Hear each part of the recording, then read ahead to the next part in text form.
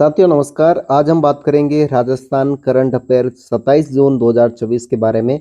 आज की इस वीडियो में हम टोटल 15 ऑब्जेक्टिव क्विज फैक्ट के साथ में लेने वाले हैं जो कि राजस्थान की सभी भर्ती परीक्षाएं विशेषकर सीईटी सेकंड ग्रेड और फर्स्ट ग्रेड एलडीसी वनपाल वनरक्षक जो भर्तियां अभी वर्तमान में चल रही हैं उनके लिए बहुत ही महत्वपूर्ण होने वाले हैं। तो इस वीडियो को अंत तक देखिए। चलिए आज के इस वीडियो को शुरू करते हैं और पहले सवाल की बात कर लेते हैं। हाल ही में राजस्थान के किस जिले में नए बायोडाइवर्सिटी पार्क यानी कि जैव विविधता पार्क को विकसित करने की घोषणा की गई है? ऑप्शन की बात करें जोधपुर, उदयपुर, जयपुर और कोटा, तो इनमें से कौन सा ऑप्शन सही होने वाला है? जिन क्वेश्चन के जवाब आपको आ रहे हैं आप कमेंट बॉक्स में सीधा बता सकते हैं और एक कमेंट में सवाल आपके लिए छोड़ा गया है जिसका रिप्लाई आप दे सकते हैं।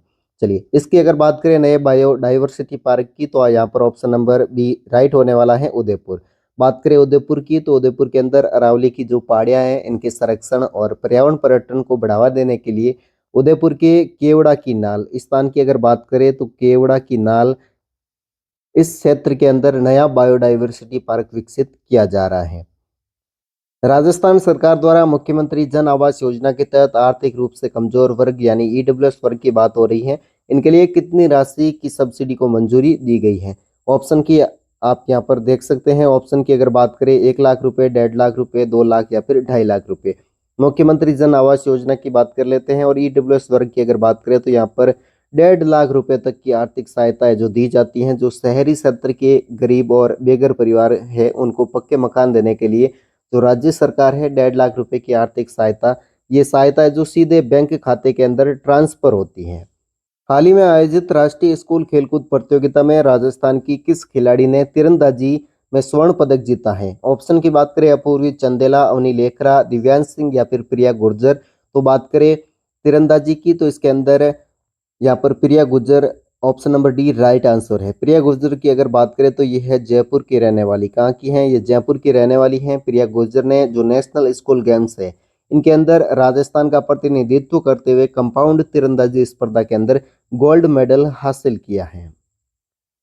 राजस्थान के किस राष्ट्रीय उद्यान यानी नेशनल पार्क के अंदर बाघों की संख्या में निगरानी के लिए आधुनिक एआई आधारित थर्मल कैमरे लगाए गए हैं? केवलादेव राष्ट्रीय उद्यान, रणथंभौर राष्ट्रीय उद्यान, मुकुंदरा हिल्स या फिर सरिस्का बाघ अभ्यारण्य। अगर बात करें एआई आधारित थर्मल कैमरों की तो ये लगाए गए हैं। ऑप्शन नंबर यहाँ पर राइट होने वाला है बी, रणथंभौर राष्ट्रीय उद्यान। रणथंभौर के अंदर जो अवैध शिकार होते हैं उनको रोकने के लिए बाघों की 24 घंटे थर्मल ट्रैकिंग के लिए जो आर्टिफिशियल इंटेलिजेंस यानी कि एआई आधारित थर्मल कैमरे जो तैनात किए गए हैं। राजस्थान बजट के तहत लाडो प्रोत्साहन योजना के अंतर्गत बेटी के जन्म पर कितने रुपए का बॉन्ड दिया जाता है? 50,000, 1 लाख, 1.5 लाख या फिर 2 लाख रुपए। बात करें लाडो प्रोत्साहन योजना की तो आप यहाँ पर देखिए लाडो प्रोत्साहन योजना के अंदर 1 लाख रुपए की आर्थिक सहायता की जाती है बेटी के जन्म पर। अगर बात करें इस योजना की तो जब बेटी 21 वर्ष की हो जाती हैं तो अलग अलग किस्तों के अंदर ये राशि है जो उनके खाते में ट्रांसफर कर दी जाती है। राजस्थान का वो कौन सा रेलवे स्टेशन है जिसे हाल ही में पूर्णतः ग्रीन रेलवे स्टेशन रेटिंग की संज्ञा दी है? Ajmer railway station, Gandhinagar railway station जो कि जयपुर के अंदर है, जोधपुर रेलवे स्टेशन या फिर उदयपुर रेलवे स्टेशन। बात करें ग्रीन रेलवे स्टेशन की तो यहाँ पर ऑप्शन नंबर बी राइट होने वाला है, गांधीनगर रेलवे स्टेशन जो कि जयपुर के अंदर है। और ये स्टेशन है जो पूरी तरीके से सौर ऊर्जा से संचालित होने के साथ ही प्लास्टिक मुक्त पर्यावरण प्रबंधन के कारण देश के शीर्ष ग्रीन स्टेशंस में शामिल हुआ है। हाल ही में राजस्थान के नए मुख्य सूचना आयुक्त के रूप में किसे नियुक्त किया गया है? डीबी गुप्ता, एमएल लाठर, आलोक त्रिपाठी या फिर सुधीर शर्मा। बात करें मुख्य सूचना आयुक्त की तो यहाँ पर ऑप्शन नंबर बी राइट होने वाला है, एमएल लाठर। एमएल लाठर जो पूर्व के अंदर कौन थे? डीजीपी थे। पूर्व में डीजीपी थे एमएल लाठर। इनको राज्य का मुख्य सूचना आयुक्त नियुक्त किया गया है जो सूचना के अधिकार यानी कि आरटीआई के मामलों की सुनवाई का नेतृत्व कर रहे हैं। राजस्थान में हर घर जल योजना के तहत जून 2024 तक ग्रामीण क्षेत्रों में कितने प्रतिशत नल कलेक्शन का लक्ष्य है जो पूरा कर लिया गया है? 45%, 55, 68 या फिर 75%। बात करें हर घर जल योजना की तो जल जीवन मिशन अभियान के तहत में इस योजना को चलाया गया है और राजस्थान के जो ग्रामीण इलाके हैं इसके अंदर जून महीने की बात करें जून महीने तक तो जून महीने तक है जो 68% यानी कि 68% घरों को सीधे चालू नल कनेक्शन से जोड़ दिया गया है। देश का पहला रामायण रिसर्च सेंटर राजस्थान के किस शहर में बनकर तैयार हुआ है?